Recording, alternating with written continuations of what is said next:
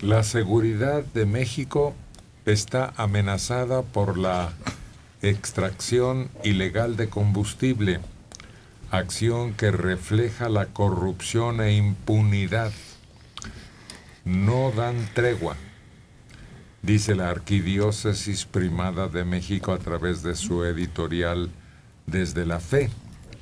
Señala que ese delito y actividad lucrativa del mercado negro es creciente debido a que en 5 años aumentó en más de 400%, convirtiéndose en un desafío al poder del Estado y al sistema de justicia como actividad ilícita financiera.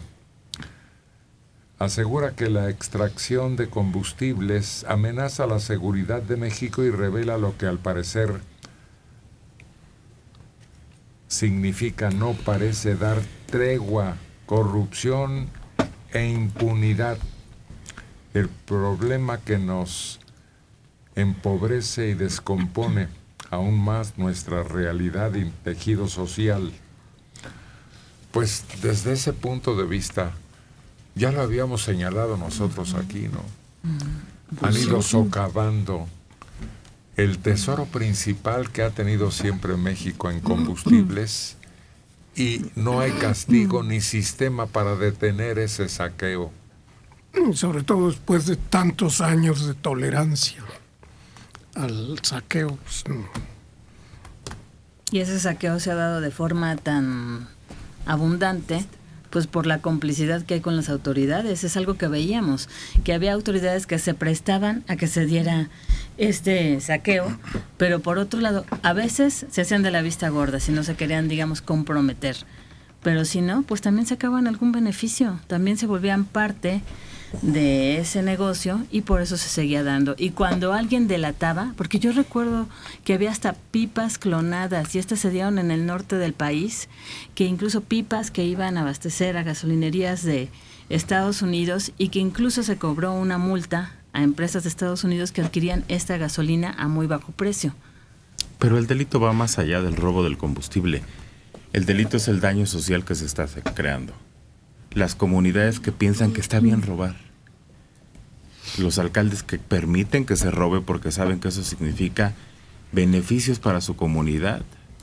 O están amenazados.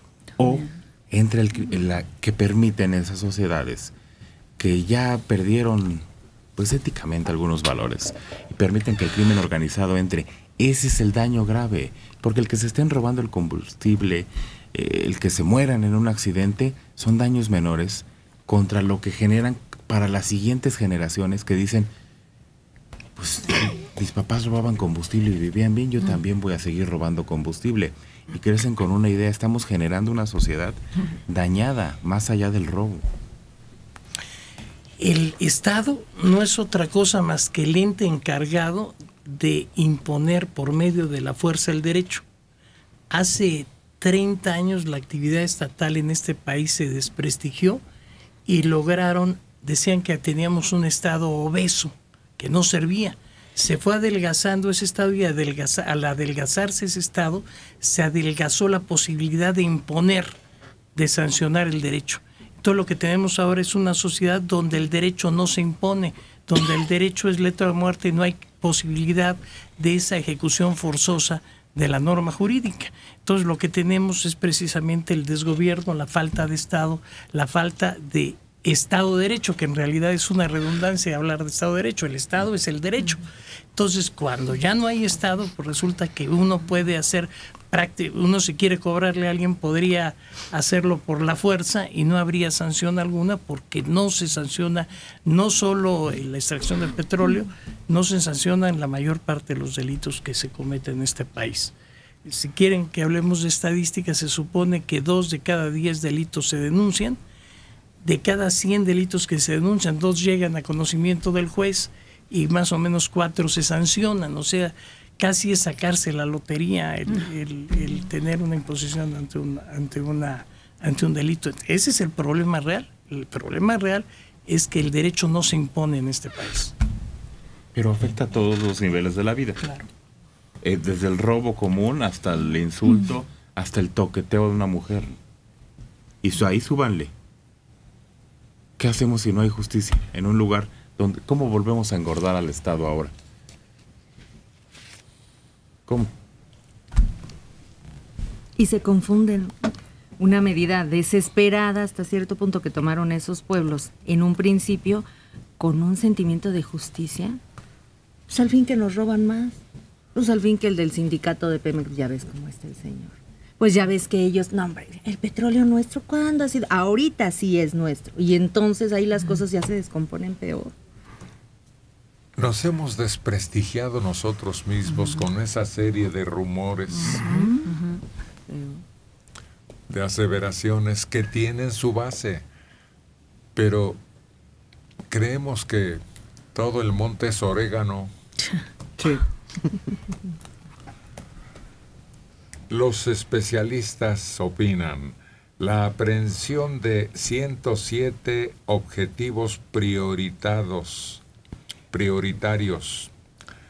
planteados al inicio de la administración del presidente Enrique Peña Nieto no han mostrado resultados positivos en los niveles de violencia del país, porque han generado la fragmentación de los carteles del narco que en su disputa por el control de plazas dejan olas de criminalidad a su paso.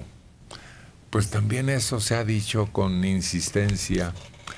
¿Por qué siguen empeñados en aprender y desactivar a 100 cabecillas, un poco más? Si resulta peor, Continúa. Porque es el trabajo del gobierno y no puede dejar de hacerlo. Es muy importante que lo siga haciendo. Significan mucho políticamente, significan mucho en los medios, pero además no pueden permitir, vamos a pensar que dicen, bueno, vamos a dejar al chavo para que las cosas funcionen tranquilas en Sinaloa, en todo lo que él maneja.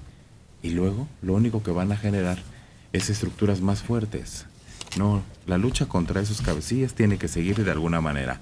Lo que falta es complementarlo con quitarles el dinero, con realmente lo que decía César, hacerles un juicio y decir, bueno, esto te lo quitamos, cómo funcionaba tu estructura y desbaratarla un poquito más allá. No es solo aprenderlos y meterlos a una cárcel. pero lo que dicen los especialistas no es que no se haga, pero cambiar la estrategia, porque esta no funciona. Entonces, Y alardean que detuvieron a uno y detuvieron a otro y ya está el otro en manos del gobierno. Y no funciona en la práctica. Se fragmenta el delito, se fragmenta las bandas y entran en conflicto entre sí. Entonces el actual diluvio de matanzas pues se debe a las luchas intestinas entre los grupos remanentes de lo que quedó después de capturar a los grandes. Sí ha habido un efecto de que quitan la cabeza y estos grupos se reproducen. Se hacen muchos más, se fortalecen esas células y sabemos que ya surgió por acá los Caballeros Templarios, la familia, Jalisco Nueva Generación y así sucesivamente. Mira, se vuelven más crueles. Aquí está la prueba. Con huellas de tortura y muy cerca uno de otro, ayer los cadáveres de 2 hombres a quienes les cortaron las 2 manos y les sacaron los ojos. Hasta ese grado hemos llegado por el hecho de que sean varias pandillas las que luchan entre sí por el dominio del mercado. Los hechos de violencia cruel y despiadado en contra de 2 hombres a quienes les cortaron la yugular, las manos y les arrancaron los ojos. Este doble crimen ocurrió en Rinconada San Miguel y San José Buenavista de Cuautitlán, debido a que ambos fueron asesinados de la misma forma. Dicen los investigadores que presumen que son los mismos criminales. Y ya viene la relación de todo lo ocurrido, pero esto es tan infame que te horroriza, pero es lo que pretenden. Sí.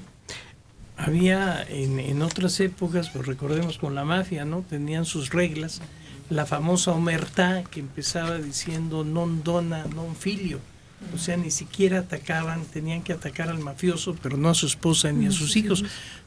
Estas reglas, había un sociólogo llamado Malinowski que decía que los criminales cumplían más fielmente las leyes que un ciudadano común, porque en ello les iba la vida. Sin embargo, esto ya se perdió en la actualidad, ya no hay, como quien dice, ya no hay ni moralidad en la ejecución de los delitos. Es algo que es muy interesante que se haya socavado. En el México anterior no existía eso, teníamos muy pocos, incluso criminales seriales. Era célebre Goyo Cárdenas porque mató a 7, y Higinio Sobera de la Flor mató a 2 nada más. O sea, eran nuestros asesinos seriales, eran muy modestos en realidad con su ejecución.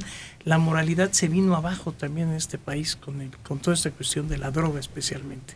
Había una ley que no estaba escrita, pero se respetaba, ni mujeres ni niños, que también quedó abatida en esta... Non dona non filio, era de la omertà siciliana, era la norma.